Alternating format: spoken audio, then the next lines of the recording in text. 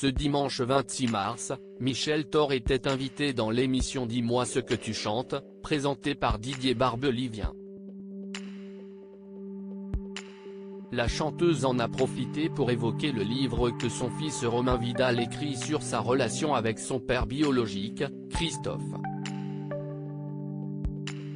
Le 16 avril prochain, cela fera déjà 3 ans que le chanteur Christophe s'est éteint des suites d'un emphysème pulmonaire. Dépassé par la nouvelle, de très nombreuses personnalités lui avaient rendu hommage, dont Eddie Mitchell qui était inconsolable. Son ex-compagne Michel Thor avait, elle, été absente lors de ses obsèques, même s'ils s'étaient finalement réconciliés. Romain Vidal, le fils qu'ils ont eu ensemble mais que le chanteur n'a jamais reconnu, n'était pas non plus présent. Ce dimanche 26 mars, Michel Thor était l'invité de Didier Barbelivien dans son émission Dis-moi ce que tu chantes sur Europe 1. Parmi les chansons dont ils ont parlé, Beau Papa de Vianney, qu'elle a rencontré sur le tournage d'un dimanche à la campagne. Un titre qui la touche particulièrement. Michel Thor fait l'éloge de Jean Vidal qui a adopté son fils Romain. Cette chanson me va droit au cœur, confie-t-elle alors que les paroles évoquent les relations entre un beau-père et un enfant.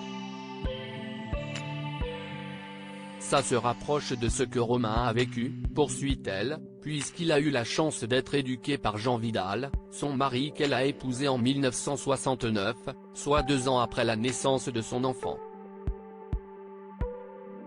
Nous avons eu la chance de connaître Jean, mon époux, un homme exceptionnel, rempli d'amour et de bonté, poursuit-elle avant de rappeler qu'il a adopté son enfant. Aujourd'hui âgé de 55 ans, il a été un papa et un mari exemplaires. Par conséquent, quand elle entend le titre du coach de The Voice, Michel Thor est touché. Cette chanson me rapproche de ça.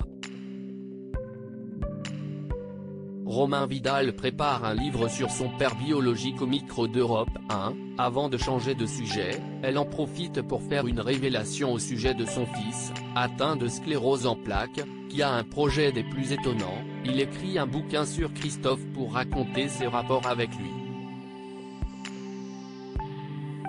Une façon pour lui de rendre hommage à celui avec qui il entretient des liens étroits.